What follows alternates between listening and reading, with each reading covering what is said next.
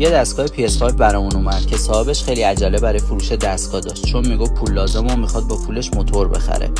پس رفتم سراغ دستگاه رو که باز کردم فهمیدم هنوز کسایی هستن که با این شرایط بد اقتصادی از وسیله‌ای که دارن خوب استفاده نمیکنن و دستگاه بسیار کثیف و تو شرایط بدی نگهداری شده بود. همونجا بود که به صاحبش زنگ زدم و گفتم دستگاه رو ازت میخرم، ولی حداقل از موتوری که میخری اینجوری مراقبت نکن. رفتیم سراغ درآوردن دسته ها که اصلا تو وضعیت خوبی نبودن. به خاطر استفاده از کاور که من اصلا به شما پیشنهاد نمیکنم، تمام دسته ها پر از چربی و کثیفی بود.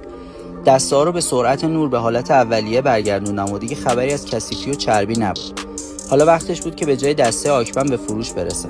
ولی خب این کاری نیست که ما بخوایم بکنیم، چون اینجا هر چیز کارکرده‌ای به اسم کارکرده فروخته میشه و خبری از دروغ یا پنهانکاری از مشتری نیست. دستا رو کنار گذاشتم و رفتم سراغ خود کنسول. تمام برچسب‌ها جدا شده و دستگاه از لحاظ ظاهری تمیز و نو شد، مثل روز اول. پلومای دستگاه رو چک کردم و خیالم راحت شد. نوبت رسید به تست فنی دستگاه و اجرا کردن دونه به دونه بازی‌های کنسول. چون ما توی PS0 دستگاه کارکرده رو هم از لحاظ ظاهری و هم از لحاظ فنی به بهترین شکل ممکن تست و تحویل مشتری میدیم، تا کسایی که شاید برای خرید یک کنسول باید ماه‌ها کار کنن با خیال راحت خرید کنن و بازی کردن خودشون لذت ببرن.